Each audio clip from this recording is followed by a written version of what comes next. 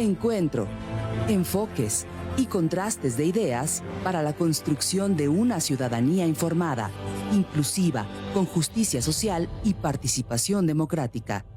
En voz alta. Muy buenas noches, tengan todas y todos ustedes.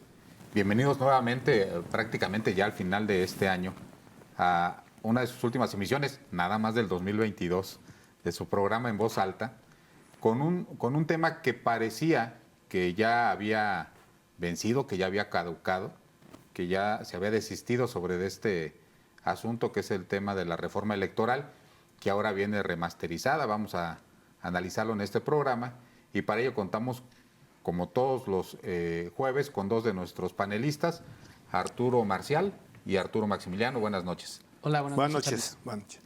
Ya habíamos comentado en programas anteriores la pretensión del gobierno federal, que habíamos también comentado que era una reforma electoral de por sí un poco extraña, porque tradicionalmente las reformas electorales fueron o eran impulsadas por la oposición después de un proceso electoral. Entonces, esta reforma electoral tenía, entre otras varias características, que era una reforma electoral tardía, porque tradicionalmente las reformas electorales se aprobaban en las elecciones intermedias, y que es una reforma electoral impulsada desde quien ganó el proceso electoral. Es decir, no era tradicionalmente como se hacía con anterioridad, que era impulsada por quienes no les había favorecido mayoritariamente el voto. Y que originalmente esta reforma electoral planteaba ciertas reformas que tendrían que haber sido incluidas en la Constitución Política de los Estados Unidos mexicanos y que por ello requerían de la mayoría calificada, que por sí misma no tiene Morena ni sus aliados el PT y el Verde.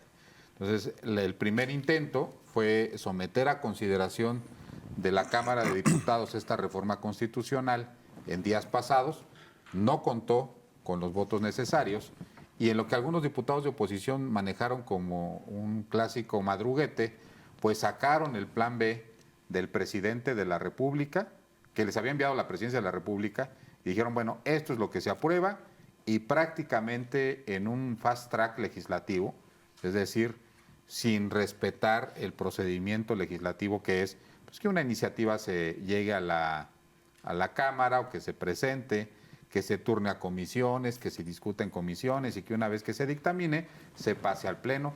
En esta ocasión, en la madrugada, dijeron, la reforma electoral así como la tenían planteada, muy al estilo de sin cambiarle una coma, aunque ya después nos dimos cuenta que no le cambiaron una coma a los legisladores, sino que a decir del presidente fueron unos duendecillos los que hicieron algunos cambios sobre la iniciativa que originalmente se tenía que haber aprobado así, pero que hubo algunas presiones. Se entiende que de los partidos aliados del presidente de la República, es decir, del PT y de Morena, y ahorita vamos a ver exactamente del Verde, perdón, que eran algunas reformas que les convenían y que finalmente todo parece indicar que van a cambiarse en el Senado.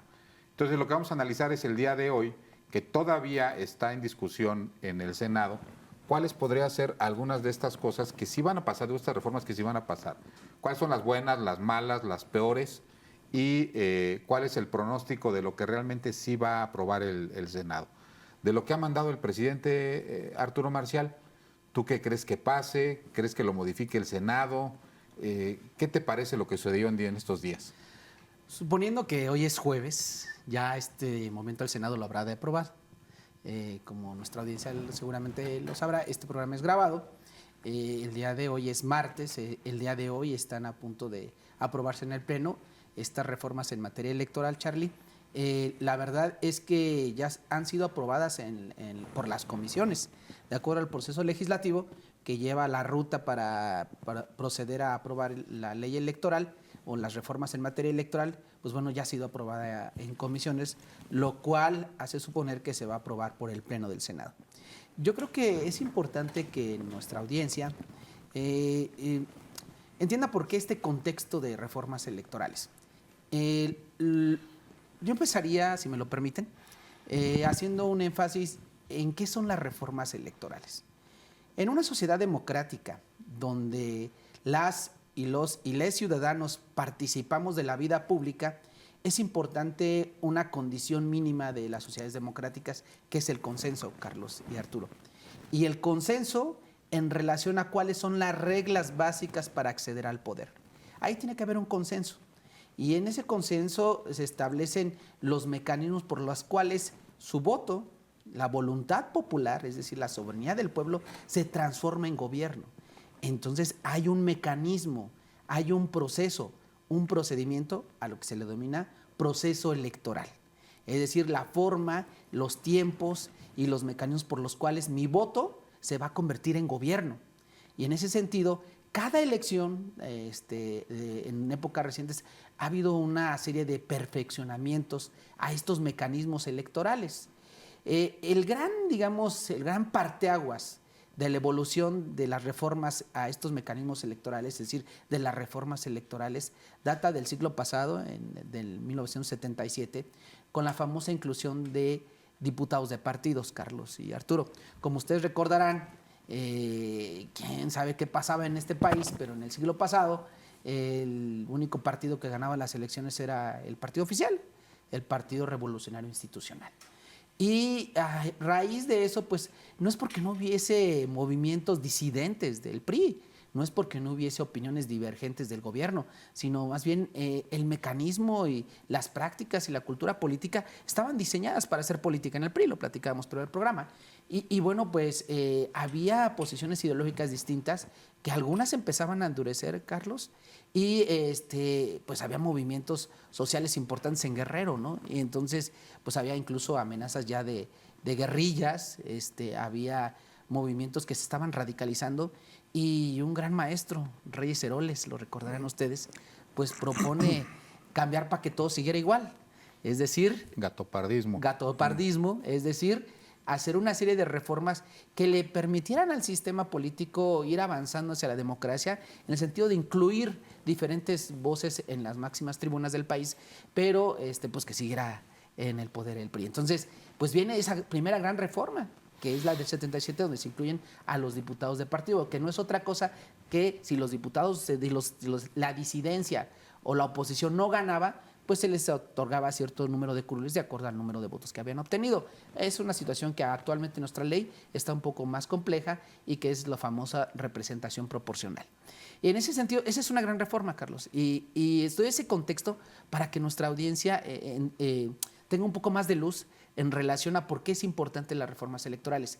Miren, en países donde no hay consenso sobre las reglas del juego, Huntington, que es un teórico de la democracia y de la teoría política, establece que es súper importante que en una democracia exista este acuerdo básico de cómo vamos a llegar al poder, no por las armas o no por los machetes.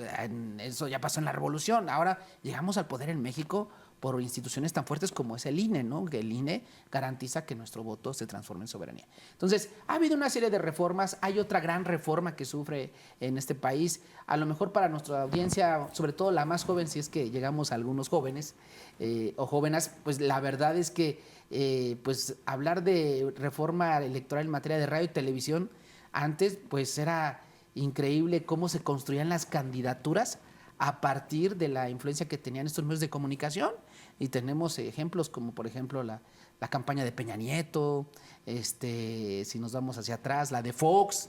Entonces, era un poder impresionante que contaban los medios de comunicación, y vino otra gran reforma electoral para mermar ese poder. Y llegamos a una reforma que nos permitió que los tiempos en radio y televisión que usted ve de los partidos políticos son gratis, o sea, son tiempos de Estado que se les da a los partidos a través del Instituto Nacional Electoral, y que estos tiempos de Estado, pues bueno, se distribuyen de acuerdo al número de votos, pero ya no le cuestan a los candidatos. Y lo que pasaba antes era que le metían un dineral los empresarios a ciertas figuras y le entraba, ¿no? Entonces, digamos que esta también ha sido una reforma, me parece, en mi juicio. Habrá teóricos distintos. Hay un libro muy bueno de Goldenberg, El mecanismo del cambio social en México, que habla de mayor presión a estas reformas. Entonces, yo creo que es importante poner ese contexto, Carlos, de que las reformas electorales se hacen necesarias después de los procesos electorales para perfeccionar ese modelo, ese mecanismo para que la soberanía del pueblo se convierta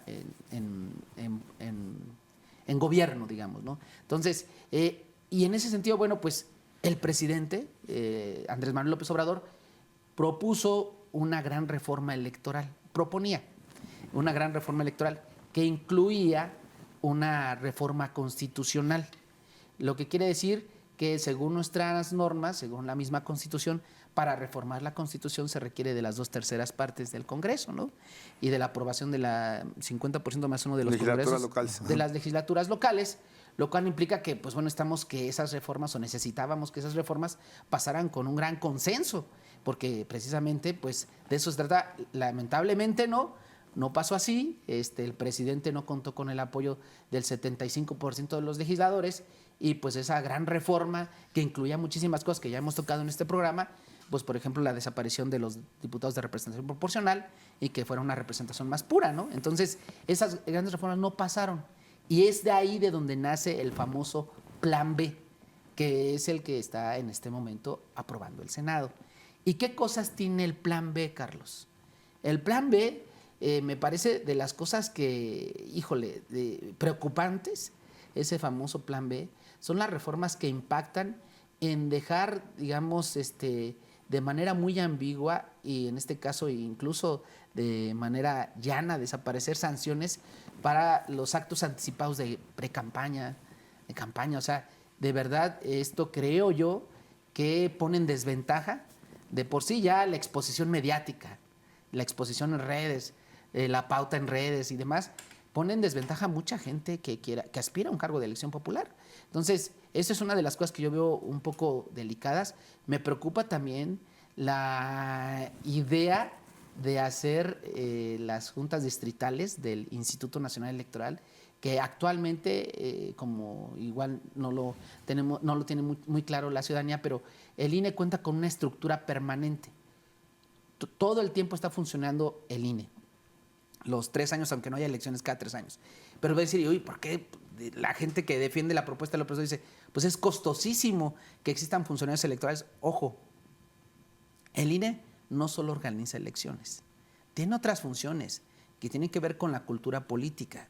No solo organiza elecciones constitucionales, auxilia en algunos casos a instituciones. Por ejemplo, la Universidad Autónoma de Querétaro hace elecciones cada 3 años y no son tiempos electorales a nivel constitucional. ¿Y quién creen que nos auxilia? El INE. Funcionarios del INE vienen, nos capacitan, nos prestan estas urnas electrónicas y llevamos un proceso electoral en la universidad donde es voto universal a través de... y tiene otras funciones. Entonces, me preocupa que en este famoso Plan B se pretenda de un plumazo erradicar con una serie de instancias del Instituto Nacional Electoral que sí abonan a, digamos, al fortalecimiento de la cultura política de las y los mexicanos. Entonces, este tipo de decisiones creo que se hacen desde un escritorio sin medir el impacto real, lo hablábamos.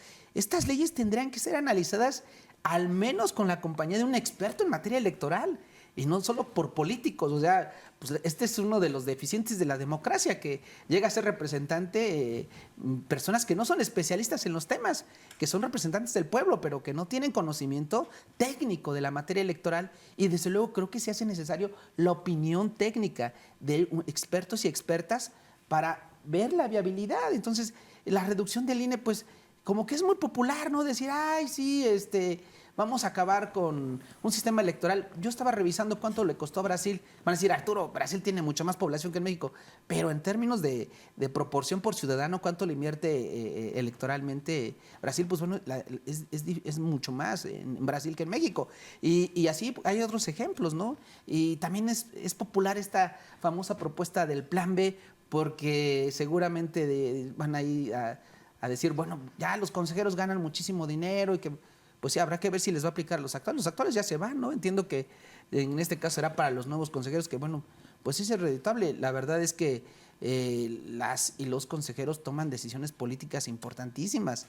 Necesitamos garantizar que no se vendan al primer canto de la sirena, ¿no? Y entre otras cosas para no monopolizar el micrófono, Carlos. Pero a ver, vámonos por partes, o sea, porque tocaste varios puntos. Uno de los que yo creo que son medulares en este Plan B es quitar una serie de restricciones para que no se consideren actos de precampaña y que aparentemente parecería tener dedicatoria, ¿no? Porque pues ya hay varios candidatos, no solamente en el caso de los candidatos a la presidencia de la República. O sea, eso fue como la batiseñal para que muchos candidatos, sobre todo en donde va a haber elecciones locales, pues digan, bueno, pues si allá se está dando de esta forma, pues nosotros lo hacemos de la misma forma. Hay una corriente filosófica para determinar qué es lo bueno y qué es lo malo. Dice, no te hagas muchas bolas. Dice, si una acción que realice un miembro en una sociedad no es tolerable que la hiciera toda la sociedad para la convivencia de la sociedad, pues es mala, ¿no? Por ejemplo, dice, bueno, ¿es malo robar o no? Desde el punto de vista filosófico. Si todos robaran, ¿la sociedad sería posible? No, pues entonces es una acción mala. ¿Qué pasa con este tema de los actos anticipados de campaña? No sé si coincidas, Arturo, todo mundo lo hace. Yo creo que es algo que está en una simulación, Es ¿no? una simulación, o sea, a través de revistas, a través de espectaculares, a través de barras, a través de fundaciones, a través de redes sociales. A través del ejercicio mismo de una función de gobierno. De función de gobierno, o sea, todas las personas que aspiran en política hoy tienen la posibilidad de un acceso a hacer una Pero no todos tienen el mismo acceso a los recursos. Bueno, eso es otra cosa, pero entonces permite. Un auto es un recurso, un teléfono es un recurso, o el personal adscrito. Aquí estamos pensando en la presidencia de la República, pero tú puedes verlo en gubernaturas, en municipios, en cualquier, bueno, inclusive secretarios, directores, es decir, mientras tengan una aspiración y tengan un elemento del cual puedan echar mano para estos efectos, pues en realidad pasa, y pasa muchísimo. Entonces, tratando ese punto en lo particular, lo voy a ligar ahorita con el tema de la publicidad, que me parece que ahí sí urgía un cambio a la Ley General de Comunicación, es qué debería de hacer el INE. Uno, reconocer que hay un fenómeno en el que todo mundo de diferentes formas se está autopromocionando, esa es una, y entonces decir, bueno, lo prohíbo o lo regulo. Por ejemplo, a mí me parece muy interesante esa visión en donde dice, oye, ¿quieres poner espectaculares? Ponlos. Pero si eres candidato, entonces te voy a considerar esos espectaculares en tu tope de campaña. ¿Sí? Y el origen del recurso. Y el origen del recurso lo vas a tener que reportar. Si ya lo vas a hacer, pues mejor lo regulo. Y entonces todas esas acciones que hiciste previas a que fueras candidato, pues entonces me parece que deberían de reflejar una normatividad que se tendría que actualizar en el momento en el que manifiestes ya el hecho de ser candidato. ¿Por qué? Porque lo que sí puedes violentar es a lo mejor los tiempos, o lo que se puede regular son los tiempos, pero no los montos. Eso sí generaría una inequidad ineficiente. Entonces, ahí sí ya tendrías gente poniendo diferentes bardas y decir, bueno, pero si resulto yo el candidato, ¿qué es lo que va a suceder? Me lo van a contabilizar. Computar. ¿Junto con qué? Para el tema de los funcionarios públicos, junto con el tema, bien importante que también viene en el plan B, de la relajación en la Ley General de Comunicación Social, que no en el artículo 134 de la Constitución, que es donde esto se regula, de cuál va a ser la participación de los funcionarios públicos o del gobierno. Hoy la Ley General de Comunicación Social, y quienes me estén escuchando que la aplican, es el petate del muerto. Literalmente, la Ley General de Comunicación Social es el petate del muerto. ¿Por qué? Porque cada vez que viene un proceso, todo mundo lo interpreta como mejor le conviene. Dice, no salgo a hacer esto, no salgo a hacer... Y está ocasionando una parálisis de la administración pública. Porque no queda claro que si el gobierno tiene que hacer o si el gobierno tiene la prohibición de publicitar. ¿Sí? Me parece que debería de quitarse esta posibilidad de que el gobierno publicite y de que haga acciones. ¿Qué es lo que me parece que no se debería de quitar? Que lo hiciera con la imagen personalizada del gobernante en turno. Eso sí debería de permanecer. Pero el hecho de que no se puedan publicitar programas de gobierno, en serio, en la interpretación que se da ya en la práctica, es los funcionarios justifican esto para que el ciudadano vaya y les diga y les pida algo. No puedo dártelo porque estoy en veda. Y no puedo hacerlo porque estoy en veda. Y no puedo iniciar esta obra pública porque estoy en veda. Y no puedo dar este programa porque estoy en veda. Entonces ahora parecería ser que la veda establecida en la Ley General no parece veda, parecen vacaciones de los funcionarios públicos por una interpretación demasiado estricta de la ley. Bueno, lo tuvimos aquí en el tema de la universidad. ¿Qué podría o no decir en términos de promoción, ¿no? Y debería de resguardarse, ahora sí, que también lo querían tocar, el tema de que pudieran dar sus informes los funcionarios públicos durante procesos electorales. Ahí sí me parece que no se debería, porque ya incluye la imagen de su imagen corporal, sus voces, sus logros, etcétera. Pero diferenciar bien lo que hace el funcionario de lo que hace el gobierno, ¿no? A ver, Charlie, hay uno, si me regreso, pero nada más hago un paréntesis en esto que tú acabas de tocar. No se ha regulado o no se ha prohibido inclusive. Sé que igual no estamos en el apoyo a todas estas prohibiciones, pero donde sí creo que tiene que suceder es en la publicidad de los partidos políticos, en términos de que hoy siguen utilizando esta fórmula que usó, yo creo que muy exitosamente en términos de rentabilidad personal, Ricardo Anaya cuando fue presidente del PAN. Y a pesar de que se criticó mucho y se contabilizó el número de horas que promovió su imagen personal, aparentemente promoviendo al partido, y lo vemos que lo siguen haciendo todos los presidentes de los partidos políticos, ¿no? Entonces, esos horarios, esos espacios, en determinados horarios que se dan los partidos políticos, pues es para promover la agenda del partido político, para promover la participación de los ciudadanos, para ganar una serie de adeptos, pero no para que se posicione el presidente en turno del partido. Y después se volvió común. Todos Claro, los partidos no, ahora hacen ya es la regla, Ajá. ¿no? O sea, parece ser que es una licencia para matar, ¿no? O sea, los funcionarios no pueden, pero los presidentes de los partidos sí pueden, ¿no? Entonces, pues, ¿qué se está esperando, creo, ahí para poner un alto a esta situación? Porque se está abusando de ese tema, ¿no? Pero yo me quisiera regresar un poco al el famoso plan, el A, que es la reforma constitucional, donde efectivamente no tuvieron las condiciones para lograr esta mayoría calificada, 2/3 partes, y ya del otro ni hablamos, porque hubieran obtenido sin duda la mayoría en las legislaturas locales, pero al no haber digamos, los votos ni en la Cámara de Diputados Federal ni en el Senado, pues no lo lograron.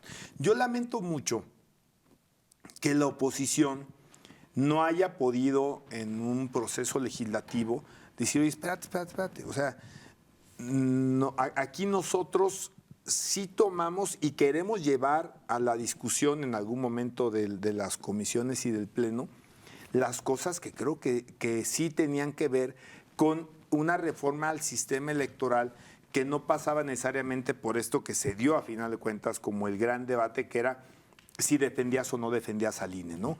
¿Qué se quedó ahí en el tintero? Por ejemplo, una cosa con la que yo verdaderamente estoy prácticamente obsesionado con que tiene que pasar y pronto, yo creo que ya ahorita no, ojalá sea en la próxima legislatura ya con un nuevo grupo de senadores y diputados, la desaparición de los senadores de lista. O sea, es el rompimiento completo del pacto federal, está más que platicado, está más que criticado, y sin embargo, aunque parecía que todos estaban de acuerdo en esto, pues no se llevó en un momento a ver si había un consenso para ir sacando algunas de estas cosas, ¿no? Lo de los diputados federales de lista, que además que reducir el número de diputados, que creo que no necesariamente es malo. A lo mejor si el único tema es que cuestan más muchos y cuestan menos, así de lógico como escucha, pues a mí no me gusta nada más ese argumento. Pero aquí hay un tema que tampoco ha habido quien lo pueda rebatir, ¿no? Que es que hay subrepresentación y que hay sobrerepresentación política. Y eso afecta a quién? Pues al elector, ¿no? A quien le otorga ese mandato, esa representación al diputado o al senador, ¿no? Entonces, me parece que es otro tema que no se debatió. Se pudo haber debatido y creo que hubiera sido interesante también porque había en la propuesta original, en la reforma constitucional que mandó el presidente, algunos cambios para efectos de la revocación de mandato. Ojo, es bien interesante porque cambiaba los porcentajes. 40 al 33. Sí, entonces es un tema muy, que creo que se podría haber dado un debate muy provechoso para estos efectos. Segunda vuelta, que sé que no estaba en la iniciativa del presidente, y algunos otros. Pero lamento mucho de verdad que no se haya llegado por parte de la oposición a decir, a ver, espérate, vamos a subir esto, porque esto sí lo tenemos que votar, ¿no? Y a lo mejor encuentras algún consenso, ¿no? ¿Qué pasa con el plan B, que es solamente reformas a leyes secundarias al no tener los números para sacar las reformas constitucionales, que me parece que se vuelve un tema principalmente de procedimientos. Se tira mucho también a la estructura del INE, y quizás sí tiene un tema de fondo que es el que estamos discutiendo si debe o no debe ser, ¿no? Que es el asunto de qué tan libres pueden o deben ser las acciones de funcionarios públicos o de aspirantes a un cargo público. Que irónicamente, y ahí sí yo estoy de acuerdo, quienes pusieron esos candados en su momento fue la propia izquierda, ¿no? Entonces, para evitar que los que estaban se hicieran autopromoción. Exactamente. Pero creo que de fondo, y no sé si ustedes estén de acuerdo, me parece que es mejor que haya esta libertad, porque rayen lo ridículo a veces todas estas cuestiones de no soy candidato, no soy precandidato, pero me gustaría, suspiro para hacer porque, y le empiezas a dar una serie de vueltas ahí a tu posición, que es tan sencilla como en otras democracias, de que pues yo quiero ser. Yo levanto la mano y a partir de ahí inclusive hay algunos requisitos jurídicos.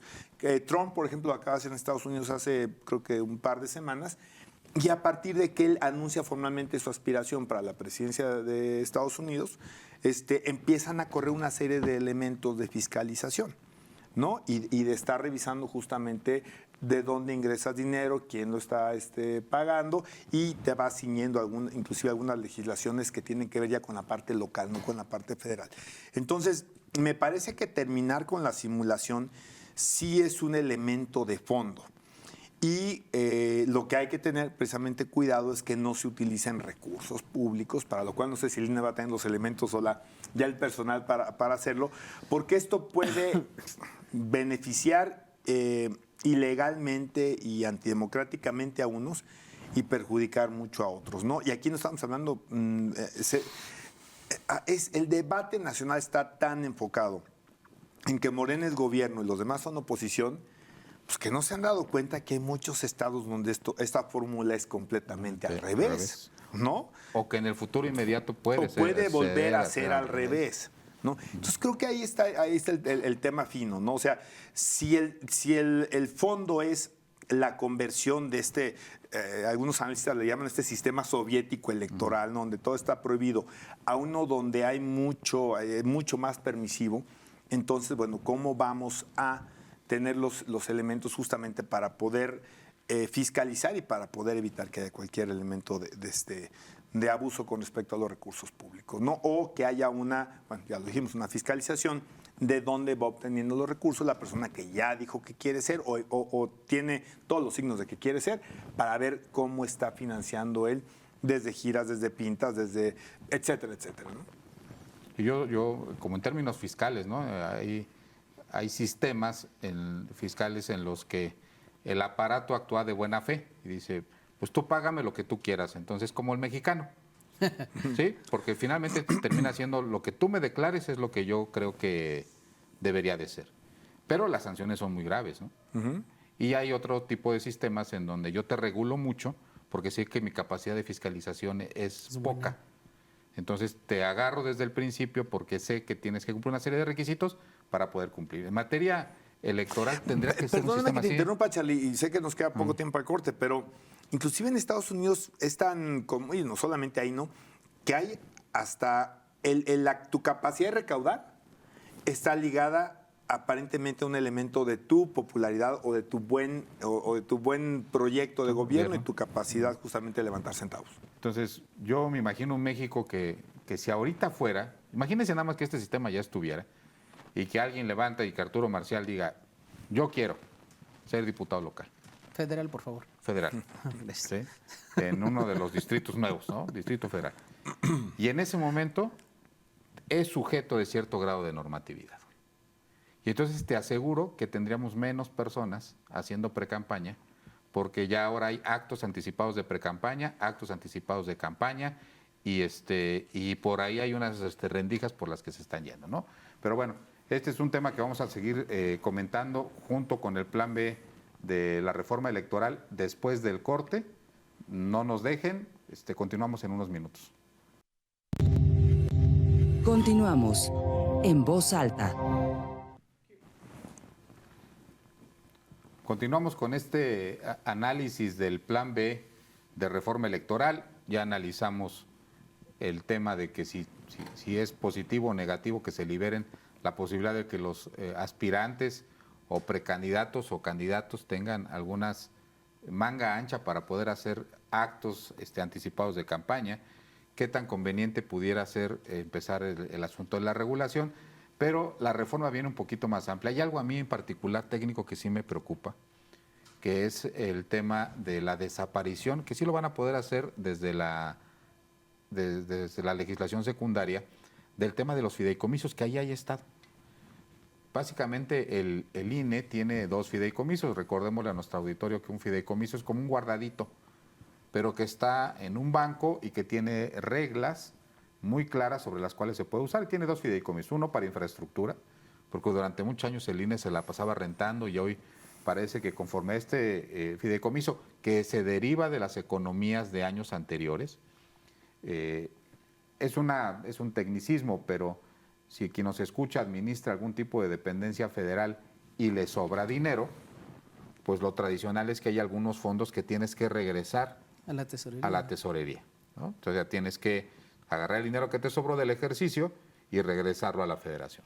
Pero puedes tomar otra opción y decir, bueno, no lo regreso y estos ahorros los paso a un fideicomiso que me sirve para poder hacer otras cosas. Y el INE tiene 2, básicamente, un fideicomiso que le permite la construcción de infraestructura para sus edificios propios y tiene un fideicomiso para el pago de pasivos laborales. Y en esto la oposición lo que dijo fue pues, algo totalmente aberrante. Digo, tienen un fideicomiso que se van a repartir entre los trabajadores, como si fuera la cueva de Alí Baba, en donde vamos guardando ahí una lanita que viene derivado de los ahorros de años anteriores, y en algún momento dado se repartiera y se dijera, pues tanto para ti, tanto para mí, y una mil para allá y una mil. No, los fondos de pensiones no son eso, el INE se estaba preparando para que cuando sus trabajadores comenzaran con este proceso de jubilación tan anhelado por todos los que trabajan en el servicio público, pues no se cargara su jubilación, como hoy sucede en muchas entidades, al gasto corriente, sino que fuera a través de un fideicomiso, como lo tiene hoy la universidad. Insuficiente, pero ya lo tiene. De hecho, es una de las únicas entidades públicas en Querétaro que sí lo tiene. Es como si hoy dijera, vámonos sobre el fideicomiso de la universidad, porque es un guardadito para los trabajadores de la universidad. Pues no se puede, ¿no? Y entonces, pero ¿saben qué es lo que va a pasar? Que sí lo van a desaparecer. Y cuando los trabajadores del INE empiecen a jubilarse, adivinen de dónde les van a tener que pagar, del presupuesto corriente del INE. Y eso va a generar en el cortísimo plazo una presión deficitaria sobre el ingreso corriente, entre otras cosas, ¿no? En lo que yo sí apoyo es en el tema de que se meta en una reestructuración y una compactación de direcciones, y aquí el viejo disposición, me corrigen, creo que fue Calderón el que lo incorporó en la Constitución política, de que nadie podía ganar más que el presidente de la República. Y yo recuerdo cuando fue esa disposición, me corrigen si no fue Calderón, todos la aplaudimos, porque no podría ser que un funcionario público tuviera una responsabilidad superior a la del presidente de la República.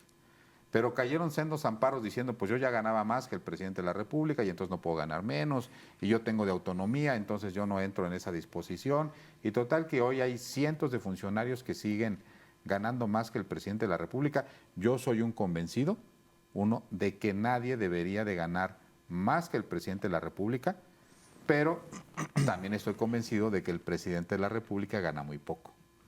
Y que si ese es el rasero con el que se va a limitar el salario máximo de un funcionario, vamos a empezar a tener, como ya ha empezado a suceder en varios estados de la República, delegados federales de a 25,000 pesos o de 20,000 pesos. Y entonces es posible que el talento humano necesario para la administración pública no vaya para allá, ¿no? Entonces, con una situación tan delicada como ese asunto, pero bueno, pues es uno de los grandes temas que viene en la reforma, no sé cuál sea su opinión, sobre la compactación del organismo, de los consejos distritales, de los salarios y desde luego de hacer de varias direcciones una sola, ¿no? Mira, Carlos, yo estaba revisando la propuesta del Plan B. Regresando un poco, el plan A del presidente era transformar la estructura del INE a mayor profundidad y entre ellos reducir de 11 a 7 consejeros, ¿no? Y que estos consejeros fueran votados por las y los ciudadanos. Ese era el plan A, ¿no? Que se podía dividir en dos partes, Tocayo, perdón que te interrumpa. Hace rato dije que se pudieron haber tomado algunas de las propuestas del plan A o de la reforma constitucional. ¿Por qué no bajar a 7? O sea, la realidad es que a mí sí me parece, digo, sé que luego puede parecer subjetivo, ¿no? Pero que 7 es un número adecuado. Hay en otros organismos internacionales de similares, son 5, son 3. ¿No? Y no creo que tengan menos chamba, pero perdón, Tocayo. O sea, sí, hay dos partes, la reducción y luego cómo los eliges, ¿no? Exacto. La reducción, y bueno, pues sí, veía los números, ¿no? Por compartirles. Había 11, me parece, y no sé, Charlie, ¿estás de acuerdo? A lo mejor estoy siendo muy duro con el número, pues para que se repartieran mejor entre los partidos. Hay que aceptar las realidades, ¿eh? Por eso había 11. Para que hasta la fuerza más pequeña tuviera su pequeña tuviera uno. A ver, a mí me tocó en la Cámara de Diputados, cuando fui legislador, que para que nadie se enojara hicieron 25 comisiones.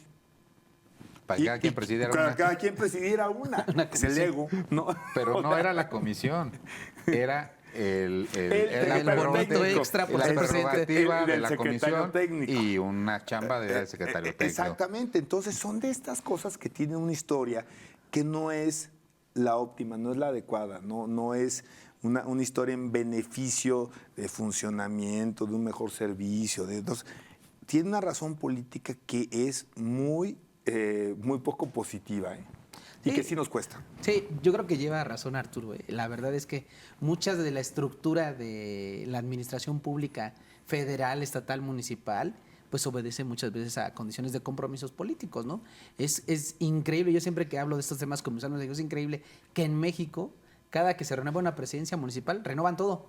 Policías, jardineros, todo. Se dices, pues si la función pública, el servicio profesional, cuando en otros países, por ejemplo, los concursos de oposición, que no son otra cosa más que si tú quieres ser funcionario público, haces un concurso y pasas unos filtros increíbles. Y tiene razón Arturo, yo creo que habría que analizar cuál sería el número preciso para los consejeros, pero lo cierto es que el presidente tenía en su cabeza que 7 vendrían bien, ya sea para los compromisos políticos o para tener mayor control, ¿no? Porque siempre es más fácil poner en orden a 7 que a 11, pero bueno, eso puede ser un tema, ¿no? El tema es de que en ese plan B necesitaba reformar la Constitución, cosa que no tiene Morena y sus aliados.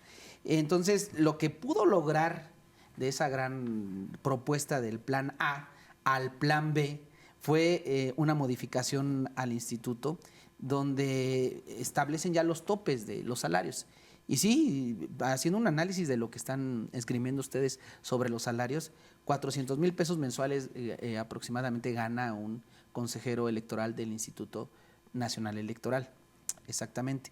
Y hacen la comparativa, a ver, un senador gana 105,000, 88,000 un diputado federal.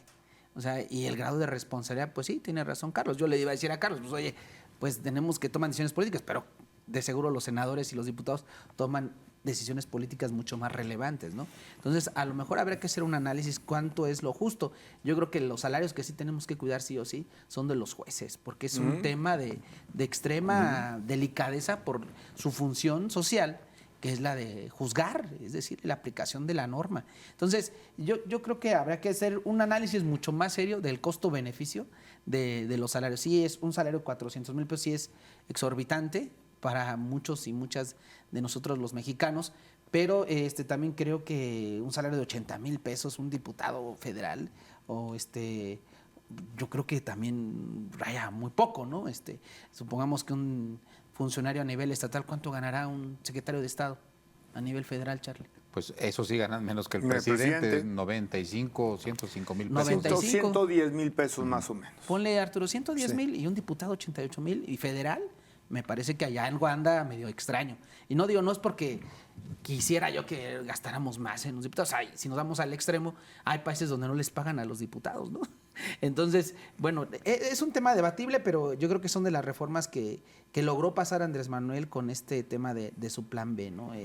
El tema también que se le atoró, ya lo decíamos al principio, el tema de la representación pura, es decir, del porcentaje para abatir el tema de la sobrerepresentación y la subrepresentación. Pues se queda como está.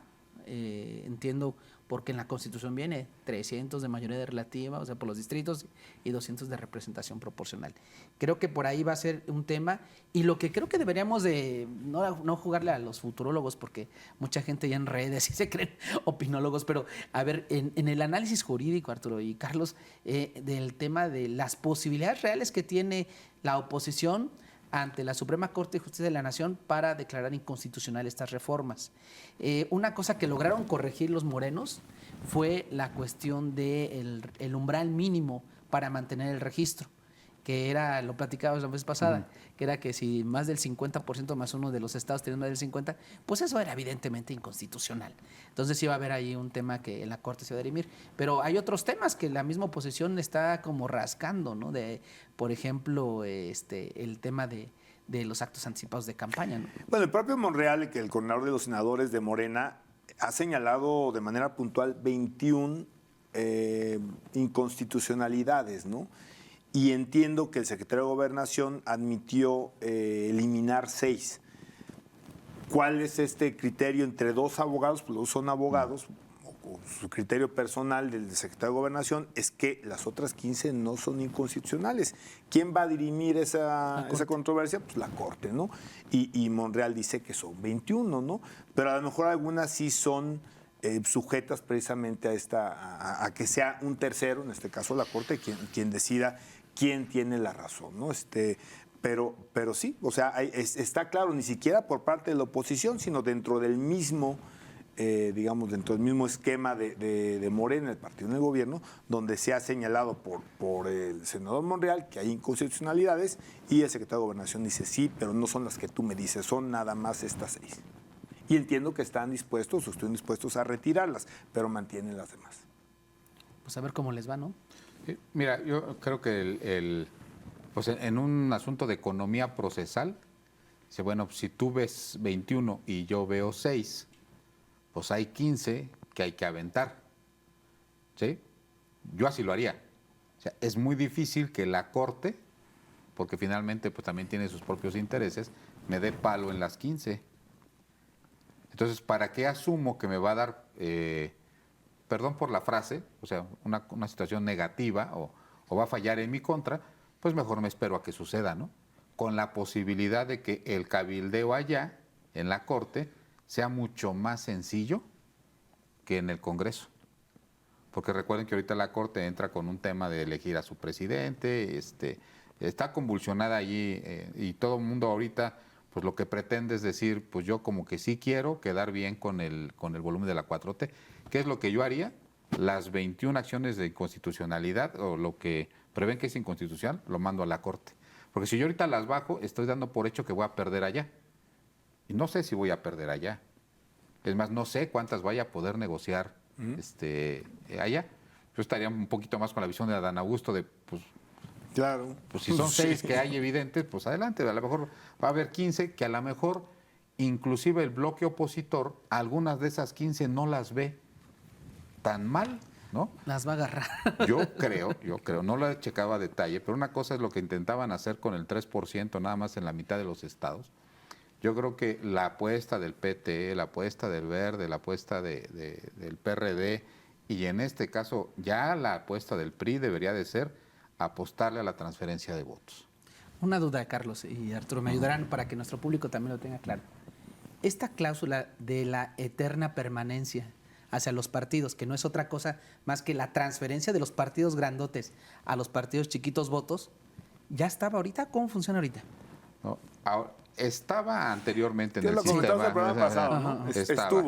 Estuvo, pero llegó un momento en que alguien dijo, bueno, pues es que pues si yo soy Morena y tú eres el PT, pues ¿cuántos votos sé que realmente me estás poniendo en la realidad?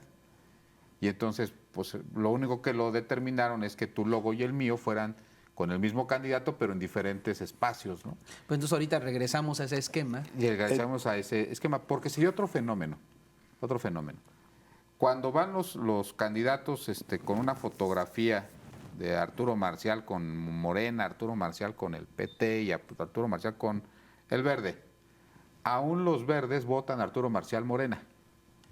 porque no está tan socializado con la gente. Entonces, se da lo que en los partidos pequeños le llaman el efecto popote. O sea, lo que le pasó aquí a Querétaro Independiente no es otra cosa. O sea, en la elección anterior tuvo 5 puntos. En esta ocasión va aliado con el PAN. ¿Y qué sucede? No llega a 2. ¿Qué quiere decir? ¿Que perdió su militancia? No, la realidad es que la votación del PAN fue tan grande que absorbe la votación de Querétaro Independiente. Entonces, pero yo creo que sería bueno mantener ese esquema, ¿no? Porque ese esquema vamos a debatirlo, pero es un esquema donde la transferencia de votos, sí puede ser lo que acabas de decir, Charlie, ¿no? O sea, hay un efecto ahí de que el mayor arrastra los votos, pero lo cierto es que estamos hablando de partidos satélites en realidad. Partidos satélites quiere decir que son partidos alrededor de los intereses de los gobiernos o del partido en el gobierno, e incluso que su capacidad de chantaje legislativo es muy, muy poco, y que de verdad yo no le veo sentido. A veces, incluso aquí en Querétaro tenemos un ejemplo, ¿no? Los Aguilera y otros ejemplos, ¿no? Por decir algunos, que han usado estos partidos nada más de sobrevivencia, pero no representan... Pero te voy a poner ahorita un ejemplo subjetivo, ¿sí? Supongamos, de esas cosas que luego me gusta hacer aquí en el programa, ¿no? Supongamos que tú y yo somos fuerzas alternativas y tú tienes el 42% de la votación y yo tengo el 43%. Y Arturo representa un partido que en las encuestas, pues no hay otra forma de medirlo, representa 2 puntos porcentuales. Entonces, si él se va contigo, tú ya tienes 43 y yo tengo 42. ¿Sí? Entonces tú vas a decir, ¿Arturo en mi coalición puso 2 puntos? No, lo que te puso fue el triunfo. ¿Cuánto vale eso? ¿2 puntos? No vale más. Yo creo que subjetivamente vale más, porque es aquel viejo dilema, si 1 más 1 dan 2, o 1 más 1 dan 4, güey. O sea, la suma de los componentes da un resultado ligeramente superior. Y entonces, ¿por qué? Porque si Arturo se viene conmigo, pues yo ya gané. Entonces yo no puedo valorar el capital político de Arturo únicamente en términos absolutos. Lo tengo que valorar en términos relativos del momento histórico, del día en que lo hace, de cómo lo hace y de qué es lo que representa. Es un efecto hasta psicológico, ¿no? Inclusive. De cargada, ¿no? Sí, claro. Y entonces es posible que Arturo me pida en ese convenio de coalición El 10% de los votos. Pues o el 7%. Bueno, ¿qué le sucedió ahorita a Morena? No existe la transferencia, pero les dio senadores y les dio diputados que sobrerepresentan mucho más de lo que en votos representan. Si tú analizas PT y Verde en las coaliciones, les dio más posiciones de lo que representaron sus votos, porque les permitió en posiciones donde iban en coalición que encabezara el Verde, que encabezara el PT, que encabezara. ¿Por qué? Porque es muy subjetivo el momento, la forma y todo el asunto de la coalición política, ¿no? Es muy interesante en economía y aplicado a negocios, por ejemplo, cuando en un caso concreto, un sector económico como son el sector de la aviación, ¿no? Cuando una aerolínea detecta tu urgencia por volar, porque es muy evidente, si tú estás tratando de comprar un boleto para el otro día, pues te lo va a vender más caro.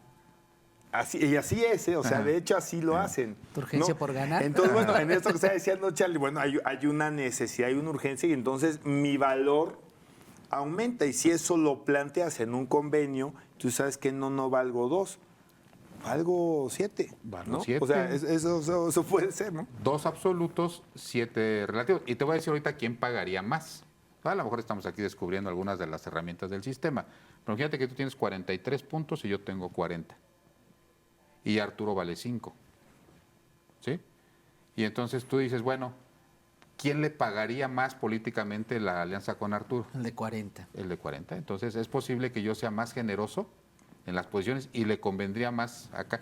Si los dos le ofreciéramos lo mismo, pues Arturo tendría total libertad de irse contigo. ¿Sí? Yo le tendría que ofrecer más porque subjetivamente para mí representa más, aunque sus 5 puntos sigan siendo 5 puntos. Entonces, me parece que el sistema de transferencia de votos permite este rejuego político más allá de los votos que realmente pudieran aportar estos partidos. Aún así en el Vox Populi dice, pues que desaparezcan, ¿no? así lo vería yo, por ejemplo, ¿no? Pero Sí. dejando fuera este análisis, que sí lo entiendo. Entonces, pues ahí va el tema de la reforma electoral. Uno de los temas que también abre, que me parece que es muy interesante, que le quita y que a mí me parece que sí es algo prudente, la posibilidad de que el INE retire candidaturas. Me parecía una sanción de muerte interesante, ¿no? Que no debería de tener el Instituto Nacional Electoral. Entonces me parece que una de las correcciones que sí se da ahí, y pues digamos ya en análisis en 30 segundos ya me quedo con las ganas de que efectivamente todos los diputados hubieran sido pluris, ¿no? Yo también, ¿Sí? yo también. ¿Con qué te quedaste ganas de Pues, la...? pues igual que fueran de representación pura, me queda un poco confuso, pero sí, es de igual porcentaje de votos, igual número de curules, pues estaría bien, ¿no? O sea, que al final creo que por ahí va la intención. Suena escandaloso porque han sido los malos de la película por toda la vida, ¿no? Políticamente desde que existen, ¿no? Pero bueno. Bien, pues muchas gracias. Esto vamos a esperar. Fueron toda una serie de pronósticos antes de que se diera el tema de la reforma electoral. Vamos a esperar el siguiente año a ver cómo efectivamente se modifican las reglas del juego. No dejen de vernos en su próximo programa de En Voz Alta.